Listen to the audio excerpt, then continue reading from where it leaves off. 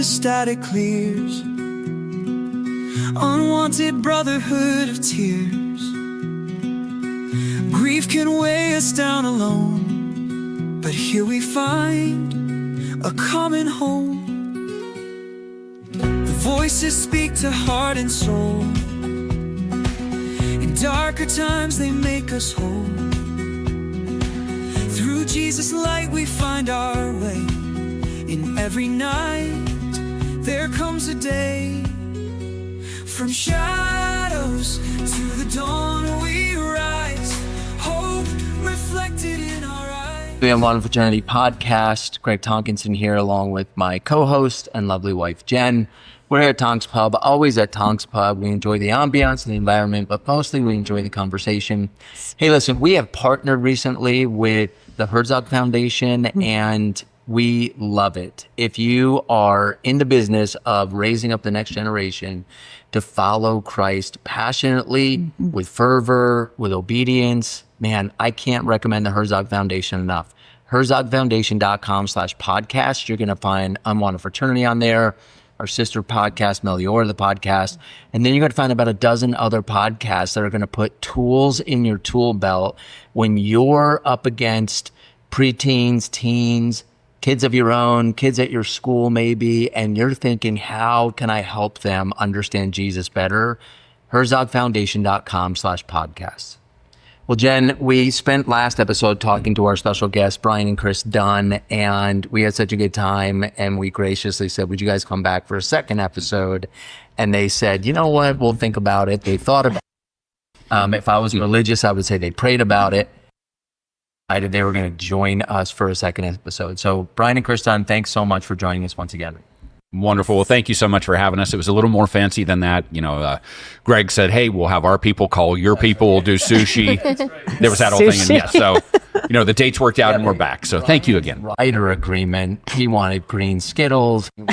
Zero with no Coke. It was crazy. Yes. I'm high maintenance. That's what we found out. So we talked last episode about you both ended up dissolving a first marriage, and I don't want to bypass, like, any time a marriage dissolves, it is less than ideal. It's not what we want, certainly not what God wants, but we find ourselves sometimes, because we're dealing with other humans and we're dealing with sin natures, and we have blind spots, they have blind spots.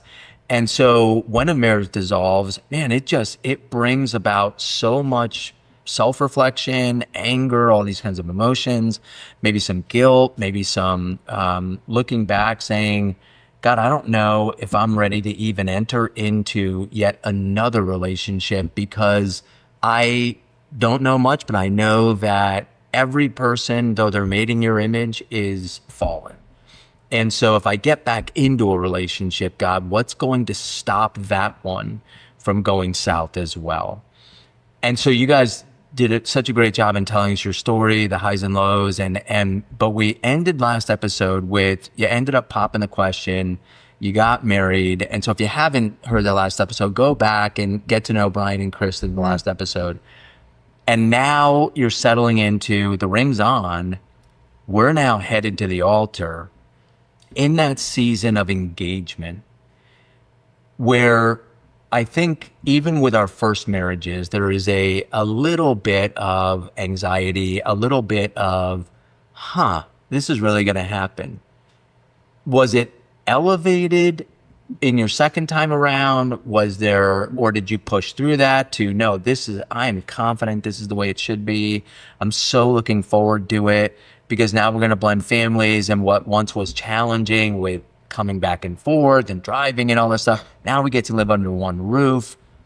How are you feeling in the engagement phase of your dating? You want to start, Kris, or you want me to? In the engagement phase, it's been a while, so I have to take myself back there. But I do remember, I think at first it was, so fun with you're getting the dress and the ring and you're doing all the things and the planning. Now, was this in a day where were cell phones around? Yes. So were you posting? No, You I'm not flashing a. I'm not a. flashing the bling. No. No, All right. I might have maybe to a family or friend or something like that. But I do remember as it got closer to the wedding and in the engagement, there was a significant amount of, I don't know, it seemed like things kept going wrong. And it just seemed like one thing after another. And we were having a lot of tension with, especially between us and with the kids.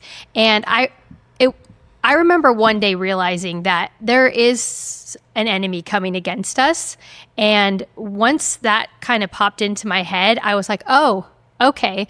And for me anyways, that made me say, no, I'm doing the right thing, because I know that marriage is what God wants. And I know that God is in this. I felt like God was in this. Sure. So that helped to diffuse for me a lot of the things that kept seemingly go wrong. Yep. Yeah. And it's, so our dating life, things went pretty smooth. And then once we got engaged, it became much more of a struggle, so much so that we had an incident happen, and fairly early on in our engagement, within a few weeks, we called it off, and she took the ring off, and I was pretty much like, I guess we're done. And then Kris actually reached back out, and we went to a coffee shop, and she was like, hey, let's chat. And that was it. And I was like, okay, well, I just figured it was kind of the final chat, however that works. I don't know. Once again, hadn't done this in a long time. So, and last time I got married. So it was like, I don't know how this works. But we ended up sitting down, and then she said something to me, and she says, I thought this was going to be different. I said, and just started an exchange again. And so we decided to stay in it. But So how long was that, like, between the breakup, if you will, and the chat? Days. So we're talking like 3 days. Okay. So that was not long, but then she didn't wear the ring it was months. Because then we really had to start putting in the hard work to say, do we really want this to work? It's not just going to kind of be smooth and fun. And so we spent a lot more time intentionally. Okay, how do we do this? What does this look like? Having a lot, we both speak, if you will, fairly real. But then I found it was even more so, where we started talking about things that were much more difficult. Well, what do you want out of this? And then she put the ring on, and we decided, okay, we're back in. And it was not too many months after that, and we were married. Wow. So from the time, we'll say, I think no ring for maybe 4 months. That happened like January-ish. And once again, it's a little foggy memory. It's been years. The ring went back on, we'll say, in like May-ish. But then we were married in August. Mm-hmm. So once we decided, okay, we're in it, we're back in. We have a similar, we broke off our engagement and went about 3 months or so and didn't talk to each other. And it got to the point of, like, Jen sent me an email because we weren't talking, and then, like, once, I don't know, a week, maybe once every couple weeks, I'd be like, hey, how are you doing? Mm-hmm. And she finally sent me an email that said, I can't do that. Like, I can't have like a sprained ankle. We have to break this thing off, kind of a thing. And she signed it, Jennifer, and she never told me, like, ever go. I used the full name. The full name. And when that full name came out, like, that's like death. Okay. No, like official. I think you had it notarized too. Right. Stop. Like, notarized stamp on it. And so, yeah, there's something about, like, singleness, and then I meet someone, and it's just it's infatuation, but it's also cool, and there's love again, and there's respect and value and worth, and then you get that ring on, and I don't know, I love what you said, Kris, about, I really do think it's a spiritual thing where the enemy says, here they go again, and I'm gonna wreck this. If they thought they felt bad, ashamed, guilty, or whatever the first time around, wait till the second time around. Like, I'm going to ruin this person. And so, yeah, we broke up, and it's like, it wasn't relief. It was just like sober-mindedness. Like, is this real? Because if it is, I want to screw my head on and maybe ask questions that I wouldn't ask when I was 20. Like we need to get ahead of all of it. Not just, well, we'll figure it out when the time comes. No, let's figure it out now. And if we agree and we're aligned, then we can move forward. But if we're not, what are we doing? Like there's too much at stake kind of a thing.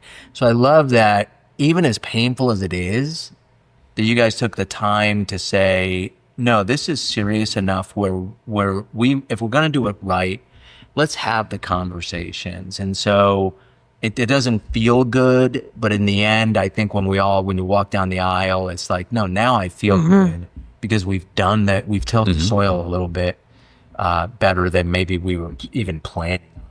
So once you decided to get married, something we've been talking about, at least on our last couple of episodes, is you have this realization that, okay, now we have a house together with our kids. And when our kids come to visit, so your kids, I think Alex was still with you at that time.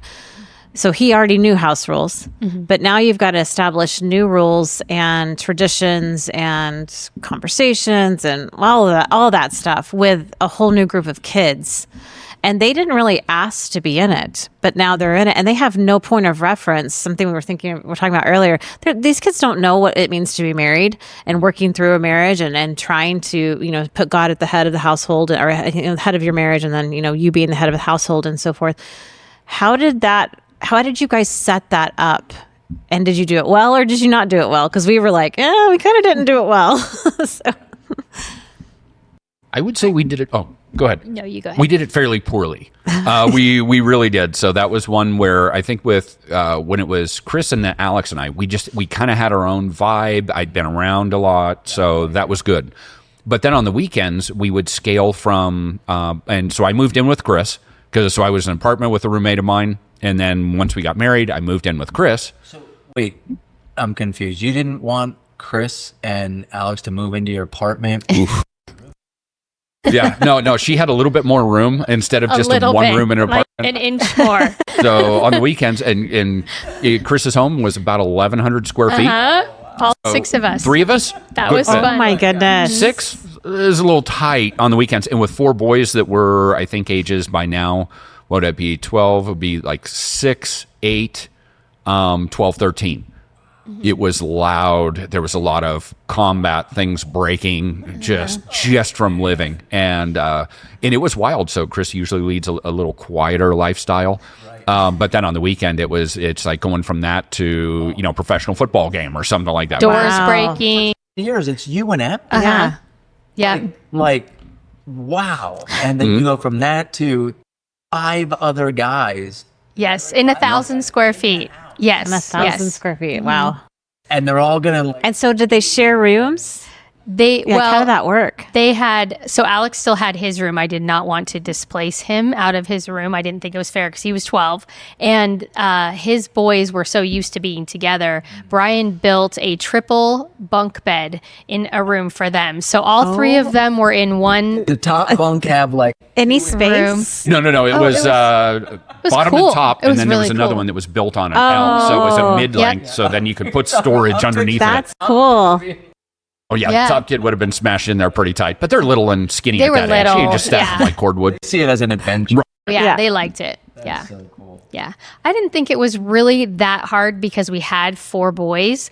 And so there was kind of a plumb line of rules. And Brian pretty much laid the rules down and they all seemed to abide by the rules. Did Alex adapt well to the rules since he hadn't really had a male in the house for most of his life? I'm trying to remember. Well, it's a good question. So we actually let the the biological parent, do the frontline parenting, if you will, and then the other step parent would support. So in that, like with Kris, if there was, let's say, a rule infraction, that wasn't me coming down as a hammer. I would look to Kris and was like, hey, we're in this together, but that's something you have to do. Why did you decide that? I'm interested. I'm always curious because we talk in our blended families classes or when we do grief share, divorce care, whatnot. We like to ask, like, when you set the rules, we can talk theoretically and whatnot, but when you get down to, like, who does what, how'd you guys decide that that's the way we're going to do it? And why did you decide that? I think it was advice that we got from other people coming in with, because neither one of us had blended a family before. I mean, so Kris came from a family where there was divorce. my parents at that time had been married about 37 years, 38 years. I'd never seen them argue.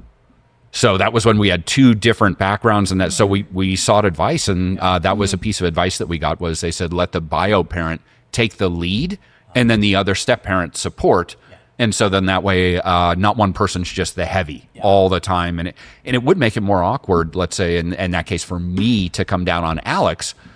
I'm not his biological dad. He has a great relationship with his biological dad, so for me to step in, that puts our relationship in an awkward state. So You have to.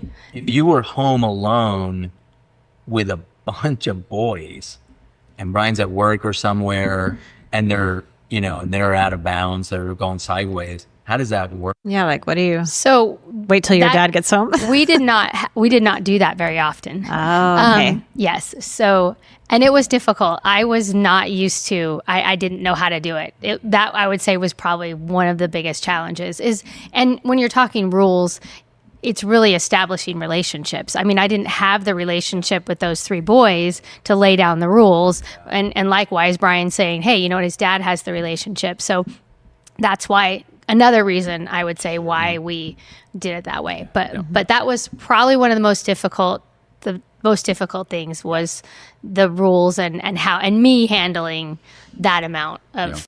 They always are. I mean, I think that in a blended family, when we get down to, hey, life is great when it's great, but when it goes sideways and somebody needs to parent, if you will, somebody needs to be the disciplinarian, somebody needs to stick to their guns, whatever you want to say, that's when it gets really difficult because the kids have some leverage and all they need to do is say things like, well, you're not my dad, or you're not my mom, or we did it different before you got here, or whatever.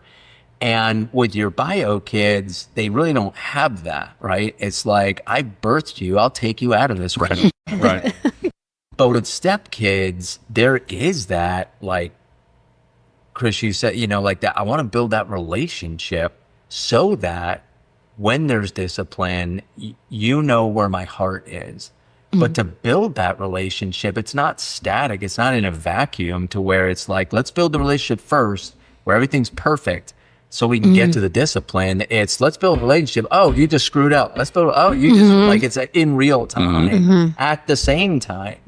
And so, yeah, it's, I would say probably maybe second to finances, but right up there with one of the most difficult things. Right. Most think the biggest fight would be like disciplining kids. And what was the rhythm then for our audience in terms of the Dunn family? Like, how did that work in terms of work schedules, and the kids are in school? Are you both working? Are you all home at night having dinner together? Were you guys on different schedules? How'd that all work for you? So I work just we'll call it 9 to 5, Monday to Friday. Okay. And for the vast majority of the time, it was Kris, Alex, and then me were in the house once we got married. And then the first 3 weekends of the month, then we would have the other 3 boys, my biological sons, would join us. And it was Friday evening to then Sunday evening. Then it would take them back up to their mom. I was working and then was always very cognizant not to leave her alone with the maniacs while they were running around. So just so it could kind of keep it's just something when a dad's there, you're like, all right, I better pay attention. I mean, at least with boys, it's pretty easy. Just as you were saying, I remember telling my, one of the boys one time, I was like, look, I only need one of you to carry on the family name. Right now, you're moving down on that list pretty quick. You might want to tighten things up. But so just to kind of make sure there was order, make it easier on Kris. And then there was, I think one of the other things was we really had to work through, and I didn't see the mechanic until later, is we had one of the boys who had never known what it is to share. The other 3 had never known what it is not to share. And then so not knowing that and then just blending everybody together, there was some interesting, I think, sub-dynamics for us to work through that going back, it was like, oh, so what do we do with stuff? And it's a challenge. So, when grandparents from the other sides, do they buy everybody presents, or there are things coming in? How does that all work? Yes. Right. Yeah, that's it's a lot to unpack. But I mean, just some of those dynamics that we had to work through were challenging. And we talked earlier about like being proactive and let's figure everything out. But let's be honest, there's only so much. You don't know what you don't know. Right. And so, yeah, you get into it and then you're sitting there unwrapping presents. How come they got 4? How come he got 2? How come, I mean, we did that. Jen's kids would get, because her ex, though she got full custody, he's out of the country. So now he's Disneyland dadding it. And so they're getting Xboxes and they're getting, and our kids are getting socks. It's like, Right. oh, this is cool. Yeah. So, and what do? You're in the moment. It's not like, well, let's take 6 months to figure this out. It's like, there's a box sitting there, looks pretty good, and your name's on it. Guess what? Your name's not on it. And then in our situation, like we have 4 sets of in-laws because my wife who passed away, well, her family's still involved. And so now Jen comes along and it's like, okay, well, are you going to give her kids gifts and how does that all work? It raises the level of between you two. Like how, so in those moments, because one of the questions I wanted to ask you was, how do you, as a blended family married couple, make time for each other amidst parenting, working, the chaos, discipline? How do you figure out, hey, what matters next to my relationship with God is my relationship with my spouse? Because I feel like in our relationship and many blended families relationships, that takes a back seat often to let's figure this out because this is crazy. And we'll do us later. And then we find out that's a bad decision because 5 years later, it's like, who is this person? And part of the crazy hasn't gotten better. You know what I mean? And so how did you guys work through making yourselves a priority? So when his 3 boys would get picked up on Sundays at 7, we would try to go on a date just for like an hour from 7 to 8 if they arrived on time. 7 to 8, and it was all the buildup from the weekend. We had to either fight it out, talk it out, something. We had to decompress because we're going to go into the next week with all of that buildup. If we don't talk about the weekend, which we haven't been able to talk about for 3 days because it's been happening so fast. So we would just go down the street, have a beer or something and talk for an hour. And I think that was one of the best things that we did was just to make that a priority. Definitely. That was a huge part of it. Just trying to find a gap of time where you two can be together and then talking through whatever you needed to talk through. There was sometimes it was fun and we would sit there and chat. There was other times it was, you'd look at the other person. It was like, I'm pretty sure I hate your face right now. So we've been fighting the whole weekend and here we are. And it was like, but then you talk through it and then you start off Monday knowing you're looking down the barrel of almost the exact same thing. Work. I was still in grad school. Kris's work was pretty intensive. Then we got, Alex and then sports. And then we maybe have the Aiden, Keenan, Silas joining us on Friday again. And you're like, okay, here we go. And it's life. Yeah. Oh, plus church and plus anything else that we're doing extracurricular. You're like, oof. We also had this thing where on Sunday afternoons, we started to notice that the boys would get a little chaotic between about 3 and 7 when they would go. And that was always seemed to be the time when someone was going to get hurt, someone was going to get in a fight. And so we started calling it the witching hour because when we first got married, we'd always end up kind of in a tense time in a fight. By the time we dropped them off, we were like, oh my gosh. So once we started saying the witching hour, we were like, we almost expected it.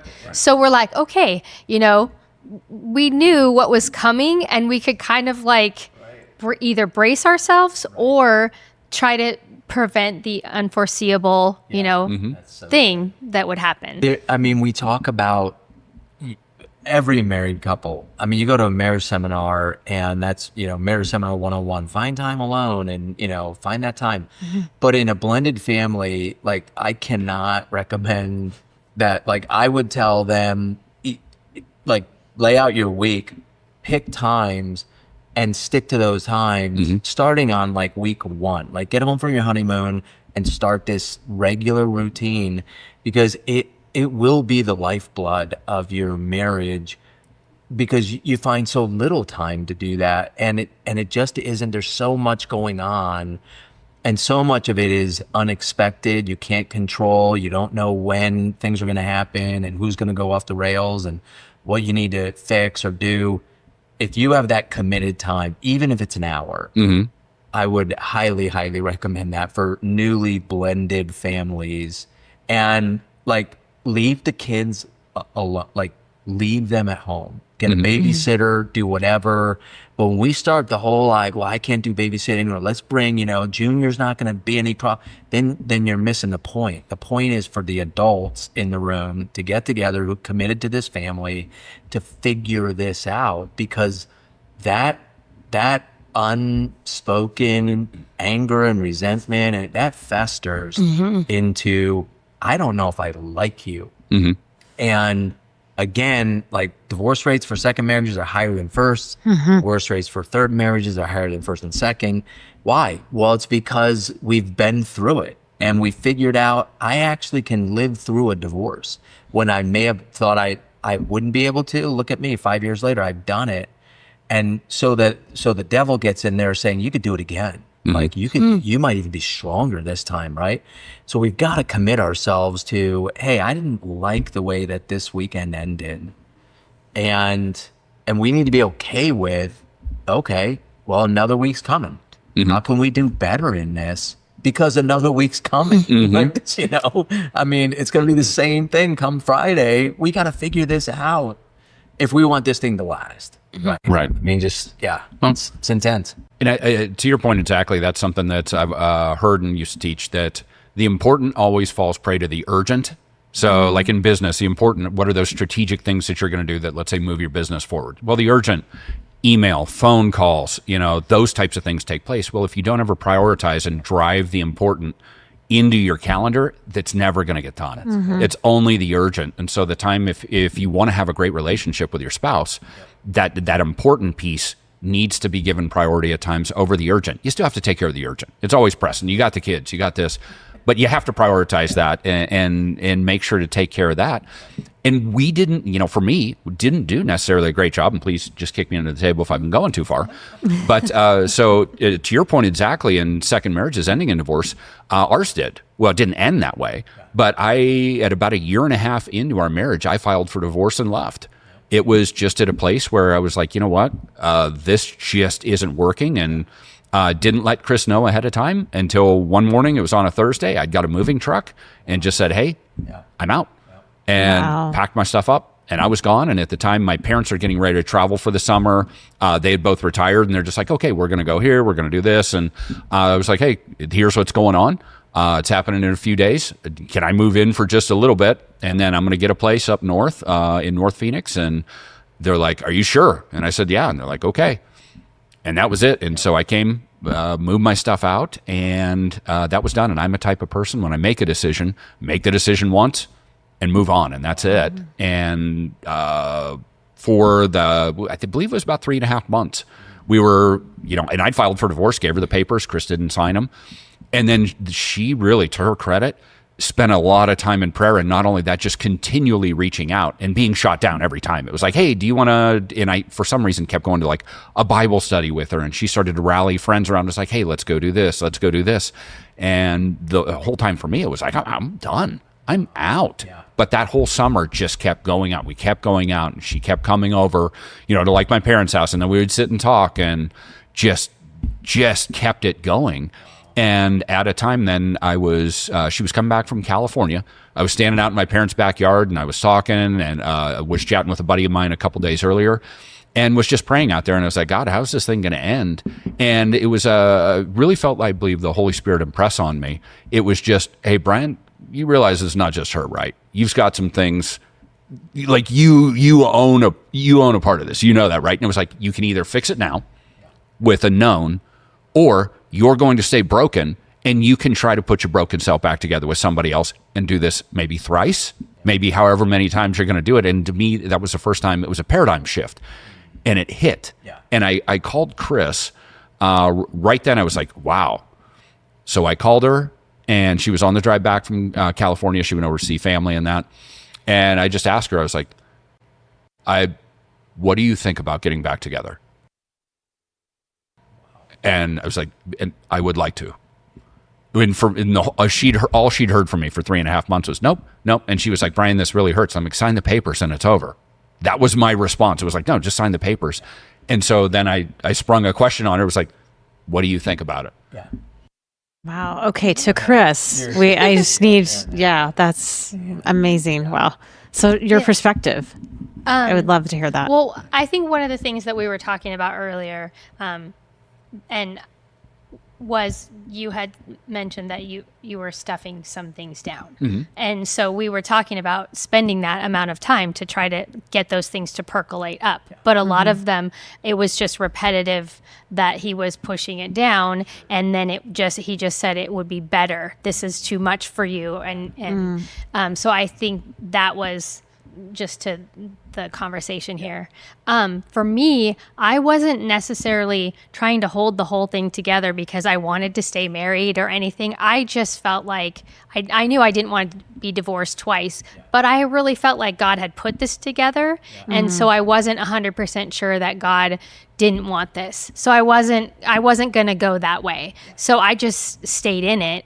And, I did, at this point that Brian was talking about, I had been praying and I said, God, if I would like this to be put back together, but I don't want to drag it out, meaning I don't want to say, oh, let's try again. Let's go to counseling. Let's do this. If this is going to work, I want him to come back and say, right now, I'm moving back in. This is it. This is forever. We're not going to do all this thing. We're not going to drag it out. It's going to start today. And when he called me, those were the exact words that he said, can I move back in? And I want to be there tomorrow. And we're going to do this. And it wasn't let's try this. It was, we're doing this. This is it. Yeah. Mm-hmm. And so I knew that, and I remember falling to my knees and just being like, I felt like a grain of sand. The God of the universe heard my prayer and answered my prayer. I'm so glad you guys shared this because I think that as we go through, I'm sure people listening with their situations with blended families, it's not uncommon to have those thoughts, to think, I don't know if I have enough strength to get through this. I don't know what did I sign up for? And because it is such a unique thing to get married into a blended family. Like you can write, books and books and books. But once you're in it with these kids, with these dynamics and this personality and this baggage and all of that stuff, it's all unique to every marriage. And so I'm sure that people listening were like, oh, I've thought that, or I've gone through that. But thank you so much for sharing that part of your story, because people do need to hear that, hey, you guys, you worked it out. What I love that you said was both of you came before the Lord and asked him to fix this differently. I guess for you, I think God kind of shook you a little bit. There was more of that, but you were still a believer in Christ, pursuing the Lord. It wasn't like you had run away from the Lord at all. It's just that so you had a relationship to be able for him to say like, hey, Brian, get it together. But I love as well what you said is, I just needed to share that my heart with the Lord, like this is what I need, and he saw you in that. That's awesome.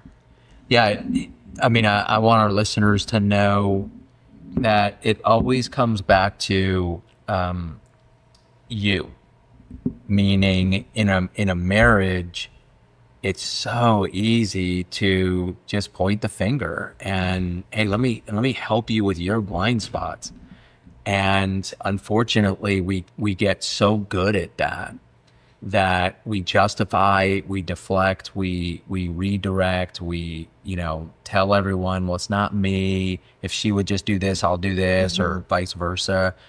And the best marriages I've seen around me are when people own their stuff and they're humble enough to say, I'm going to own my stuff. And when two people do that in a marriage, man, that's a beautiful thing, because it frees you up to get out from under, it's more her than me or more him than me, or no, it's me. I think that when we meet God in heaven and we're sitting in front of the 180-degree IMAX screen, and he's showing us, like, none of us want that, because even on our best days, we know our thought life, we know our tendencies, we know our judgmental attitude, we know everything about us, our pride. And so we don't want that. And praise God, his grace, you know, just washes over that, and we're seen righteous in his eyes.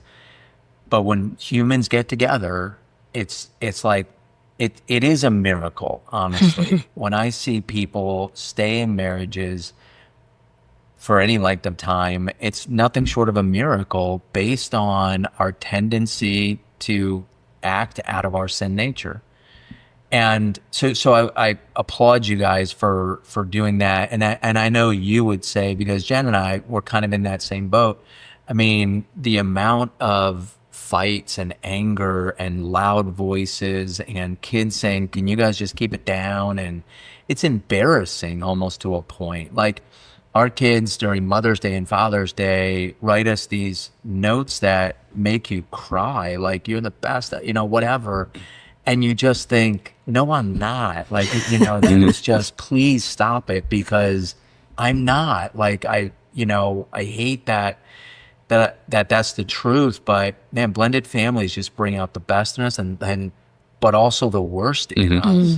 And then we have an audience, namely our kids, that get a front row seat to when that stuff comes out. And it's not, and so it's a miracle that blended families stay together. It's a second miracle that kids, all of them, aren't in some ridiculous form of counseling or something because of what they experience in our homes, right? It's like, how are you doing so well? And well, you guys raised us right. No, we did not.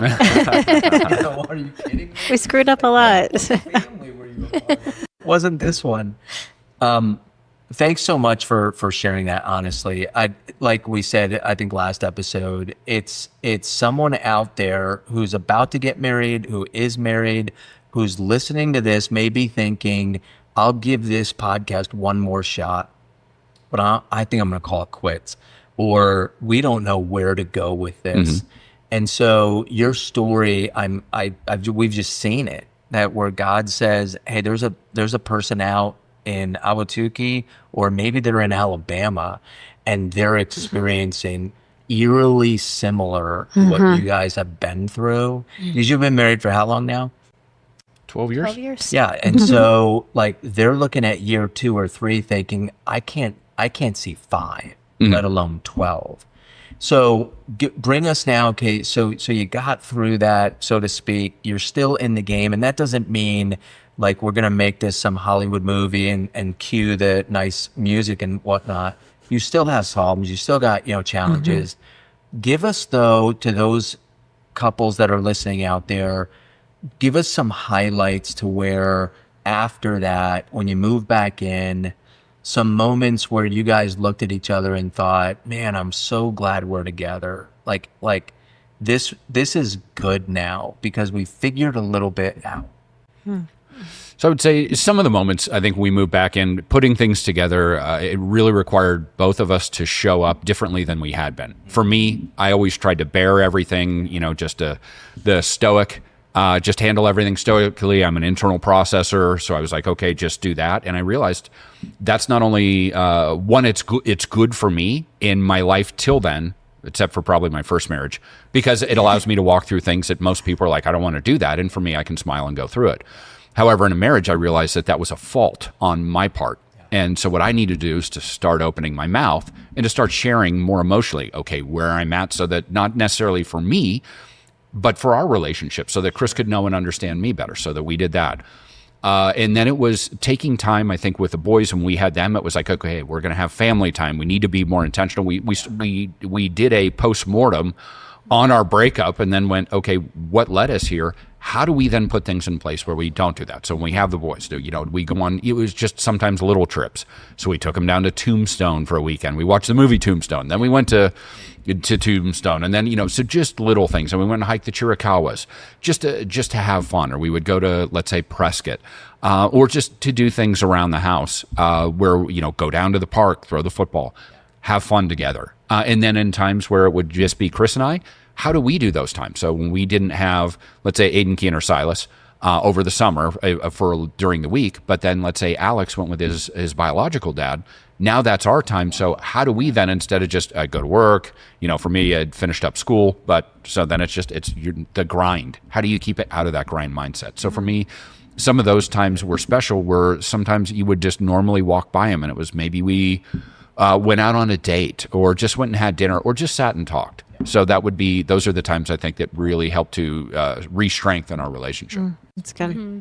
Yeah, I would say we definitely became more intentional in all facets of our marriage, with the boys mostly, but with everything, with our finances, with our time together. We just really started pushing into it. We started, going to blended families, going to groups, and we made sure this is what we're going to do. This is how we're going to work on our marriage, and so it became more fun and more exciting, I would say. That's what, I was going to ask. Like, you laugh a little more, like you breathe a little easier. It's hey, this actually has some traction now, and this is a good thing. This isn't, there's going to be rocky times and there's going to be struggles and whatnot, but I'm enjoying this. Like, I enjoy being in this relationship. But I love what you said, Kris, because with our blended families out there, you need to know it's not natural. You've got to make intentional time to do this. Mm-hmm. And that intentionality may feel a little forced at times. Get through it. Work through it. The natural will come, hopefully over time. But we're going to sit down as a family and we're going to talk about these things. Well, that doesn't seem natural. Too bad. That's what we're going to do. Mm-hmm. Because in those moments, there tends to be that one kid or one adult that says something that you probably wouldn't have said had not you set the table with those questions or whatever it is. So I just want to encourage all of our families out there. One of the two of you, both of you, however it works, just make out some plans and stick to those plans. Mm-hmm. And if you get around other couples, glean from them, like, hey, what'd you guys do? Or where'd you guys go? Or how can we do this even better? Conferences, books, absolutely. But in the daily grind, whatever it takes to make that moment to where it's like, hey, we're better now because we had that conversation, or we took this trip, or however it might be. I have one final question on that. How are the kids now, as they're much older, 12 years in, and just doing family life? Do you feel like your relationships have gotten really deep? Do you feel like there's still some, like, I could still work on some things, or what do you think? Where are you guys at with your family now? I'm not sure how deep I would say our relationships are. I definitely would say we've spent time together. Mm-hmm. I love the relationship that Brian has with Alex. And Alex just loves Brian. That's really special to me. Mm-hmm. I don't know, what would you say? Yeah, I would say, with the relationship that we have, like with Alex, he calls all the time. He's got a great relationship, especially with his mom, texting, and that's great. And then, I'm part of that as well. So we'll talk about other things. It's like mainly how to fix something on a car, doing that. And it's both ways. So, hey, I need something on YouTube here. Help me out. But then we'll say with my older two, they're launching in life. So the older three, awesome. They don't really come over anymore except to visit. They're launching, and their boys That's what you want. A lot like their dad. So it's pretty much like, oh yeah, I forgot. I have a dad. So we chat occasionally, and then the youngest is 17. He'll be 18 next year. So he still comes over, quite often, and he's That's there. awesome. So that's a little bit more. So everything is like settled into being just this is our Easier, family. I love that. Yeah. What advice would you give to people who, as we end your 2-session time with us, what advice would you give to people who are starting to date or getting into that blended family? Like one piece of like, here's something that you got to do. You go ahead. I would say if you're dating right now, if I could really encourage you, don't date. I would encourage you, if you're really do the work on yourself first and figure out who you want to be, because that's going to ultimately help determine who you align with. So spiritually, are you that person? And if not, really spend time digging deep. Allow God to do the work. I mean, we should trust God with so much. There's a lot of times we don't. Let him find the right one for you. He might actually know. And then also, I would say, when you decide to date, don't date, court. If it's really somebody, because if not, then you're dating somebody else's either husband or wife. And if you go around messing people up, somebody else is going to have to clean that up and put that back together. Don't be that person. And then when you do jump in and you do get married, you have kids, advice I would really encourage you to is, somebody told me a long time ago, they're like, Brian, don't take yourself too seriously. Nobody else does either. Learn to laugh in your relationship and don't try to be perfect, especially with the kids. With Kris and I really feel we were so afraid to mess up. We just messed up so much more and then took it so much more. I can understand that. Kids are resilient. They understand that you make a mistake. Don't be afraid to say sorry. And then understand that person that you're shoulder to shoulder with, that said, I do. Hopefully you're going to live the rest of your life with them. And, unfortunately, sometimes not. But in that case that you are, how about leading a good life? Have fun. Just learn to laugh. Enjoy your time together. So what is it? Our life is but a mist or a vapor. Yes. We have a short time. Enjoy it. That's good. I love it. Want to add anything to that? I think that's pretty good. That's pretty solid. Yeah. That's a wise woman. Yeah. I'll let him go out on a high note. Awesome. We can't thank you guys enough. Brian and Kris Dunn, and we say this to all of our guests, and it is a little bit like we don't tell our guests this, but we're in the business of brokering relationships, meaning people will interface with us and they'll say, hey, I was listening to your podcast with the Dunns, and man, they just sound like a power couple, but they can relate to us.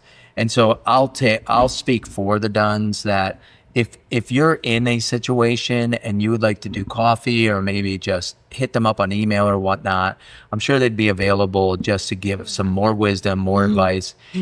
We come into this not knowing much. We still don't know much, but because we've been through a few things and maybe we're just a little further down the road, if we can offer that to someone and that can either save a marriage or help a marriage or help a parenting situation, why wouldn't we want to do that, right? So I know the Dunns will do that. Jen and I will always want to do that. If you're listening, hit us up on our website or DM us on social media. We'd be glad to get back with you. Brian and Kris, thank you so much for joining us. God bless both of you. Keep doing what you're doing. You guys are a power couple. Thanks for joining us on Unwanted Fraternity this episode. Remember, you are...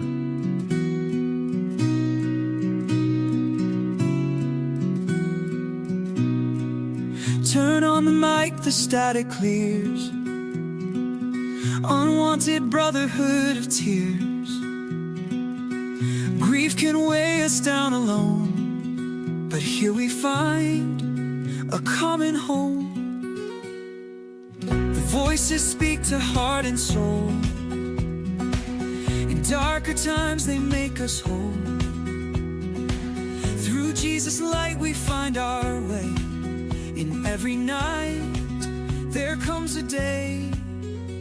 From shadows to the dawn we rise. Hope reflected in our